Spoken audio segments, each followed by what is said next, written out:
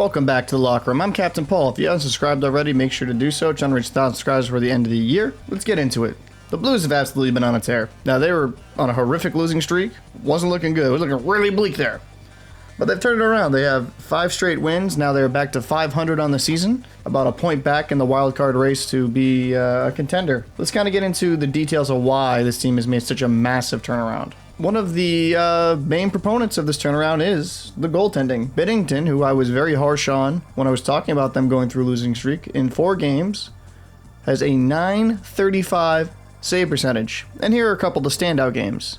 Against Colorado, he had 45 saves. And against Vegas, he had 34. So Binnington's not just getting carried by elite defense or something like that. He's putting in the work and really kind of showing out. Not to be completely forgotten about, Greiss, in the 1 game he played, had 51 shots against for 47 saves for a .922 save percentage. So it does seem like that the goaltenders are kind of pulling their weight and doing what they have to do to get wins. And also a big proponent of them being successful is that Ryan O'Reilly has 6 points in this 5-game losing streak. Like, they needed him to produce more. They needed him to start burying the puck, because before that, he only had 2 points in 11 games played. So it's kind of good to see him get out of the funk. And Buchnevich has 5 points in 5 games as well. So you're seeing a little bit of a surge for some guys you really needed to start producing. Because before that, he only had 2 points in 6 games. Like, you're going to need some more scoring for the St. Louis Blues to be competitive. I mean, the one thing that has me worried about this winning streak is they are still giving up quite a bit of shots per game. The lowest shots faced for Binnington during this winning streak has been 27, but you've had games of 47, 36, and 30. You cannot expect goaltenders to be carrying your team for this long length of time. Binnington is hot right now, which is good.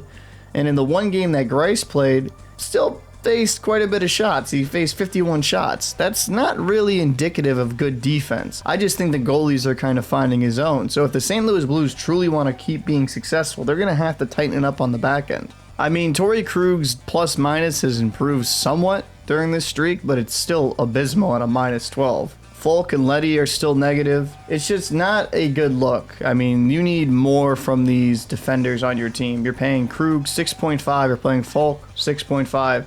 These guys need to lead the charge and play on their own end, not just the offensive side of the game. I'm happy for Blues fans because you don't want a team to just keep losing and losing and losing. It's good they're kind of getting back into contention.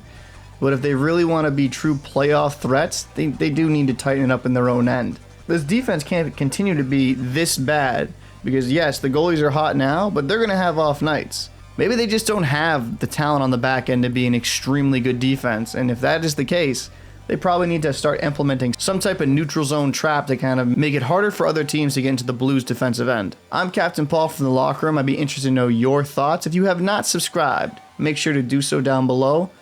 We release videos every single day. Again, I'm Captain Paul from the Locker Room, and I'll see you in the next one. He must score or the Blues win. Here he comes. Sherry in, waiting, and a save by Greiss. His first win as a Blue. As the Blues win in a shootout.